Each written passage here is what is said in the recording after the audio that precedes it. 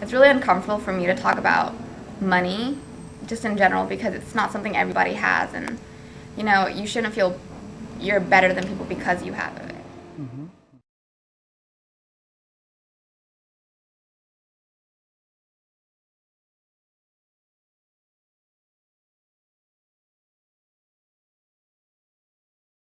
I think we also should have discussions on like, um, what do you do when you're in a situation that, like, when somebody's talking about race and it's like in a derogatory way? Because I actually kind of recently had this. I didn't know how to respond to it, but I was kind of around like all like white adults, and they're talking about Pearl Harbor, and they're like, oh, Japanese kind of make a big deal about what happened and like being interned and stuff, when really they did have like a whole bunch of weapons underneath their houses and stuff, and they could have like caused a big war over here, and I didn't know what to say.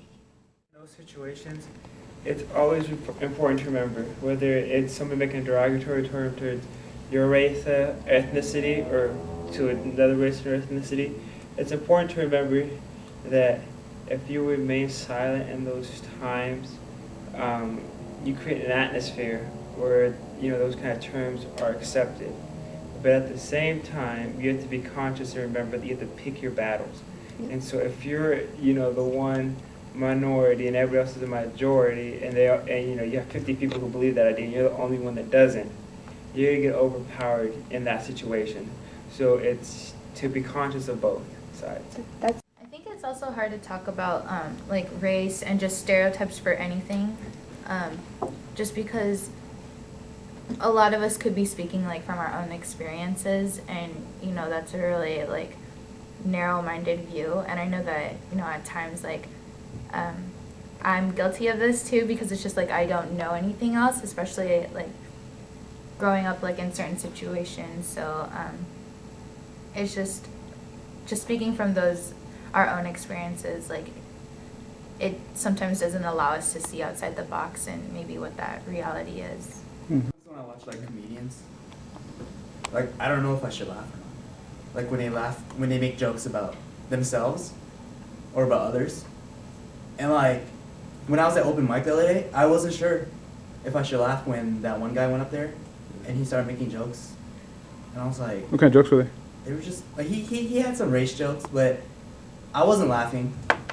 And then like I saw everyone else, like I feel like sometimes like I don't know if it's like a modern day minstrel when I see people do comedy and stuff now. Like I don't know. It's just like I feel like people have taken like the CEOs or whatever executives have like taken advantage of that and they profit. It's like stereotype is like sex and like it sells.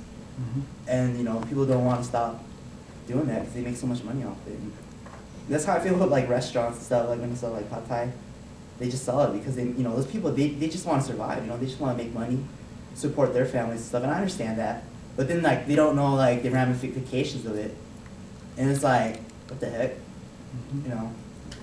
I find myself trying to combat every stereotype of black people by myself, right? Like if I'm listening to Lil Wayne in my truck, and I pull up to a stoplight and a white couple pulls next to me, particularly an older white male, I turn my music down. Because I don't want him to associate me. Listen, he don't know that I have a master's degree. I don't want him associating black people always listening to rap music. I shouldn't have to. And it's probably not like the most socially just thing that I'm doing. But it's my own way of trying to like change stereotypes. I think it's unfair, but it's something that I have decided to do. When I'm around white folks, I speak differently. Because I'm like saying, it's not really for me, Eric. I'm already fairly successful. But it's like for folks that they see on the street every day, I need them to stop associating negative things with everyday people.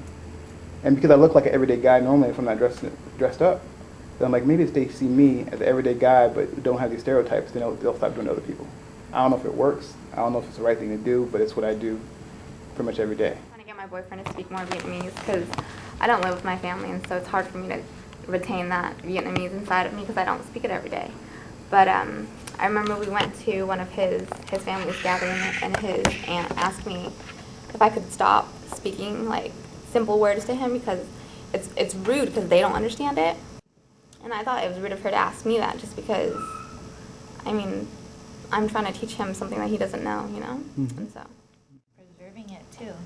Because a lot of times my Chamorro relatives, they're like, they look down upon me because I don't know Chamorro and like it's expected of me. So then they're like, oh, you're not truly Chamorro or anything, even though, I mean, that's part of my blood. And so there's this expectation that you'll keep like the language living on, but it seems to be like a dying out language. And so like trying to preserve that language, I think it's important because sometimes I feel ashamed that I don't know it. And, you know, like the day I go to Guam, it's like they'll just call me like a white girl or something.